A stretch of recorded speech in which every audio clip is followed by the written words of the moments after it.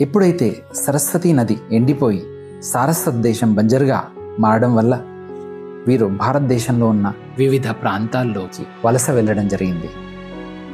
ముందుగా ఒక సమూహం కశ్మీర్ వైపు వెళ్ళి అక్కడ కశ్మీరీ పండిట్స్గా ప్రాముఖ్యత గడించారు. మరో సమూహం పంజాబ్ మరియు సింధ్ ప్రాంతాలకు వెళ్ళి అక్కడ పంజాబ్ మరియు సింధ్ సారస్వత బ్రాహ్మణులుగా పేరు గడించారు. ఇలాగే ఇంకొక సమూహం గౌడ దేశానికి అనగా ప్రస్తుతం ఉన్న బీహార్ మరియు పశ్చిమ బెంగాల్కి వెళ్ళారు. గౌడ దేశానికి వెళ్ళిన సారస్వత బ్రాహ్మణులు గౌడ సారస్వత బ్రాహ్మణులుగా గుర్తింపబడ్డారు. మరో సమూహం గౌడ దేశం నుండి వలస వెళ్ళిన గౌడ సారస్వత బ్రాహ్మణులు ముఖ్యంగా గోవా మరియు దక్షిణ సముద్ర తీరాల్లో స్థిరపడ్డారు.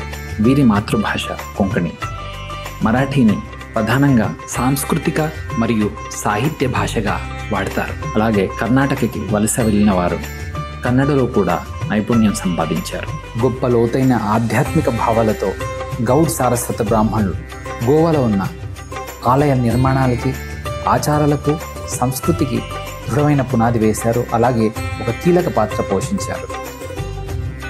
గోవాలో ఉండే ఆలయాలు, సంస్కృతి, చరిత్ర ఈ విషయాలను తెలుసుకునే సందర్భంలో గౌడ్ సారస్వత బ్రాహ్మణుల గురించి మాట్లాడుకోవడం సముచితం.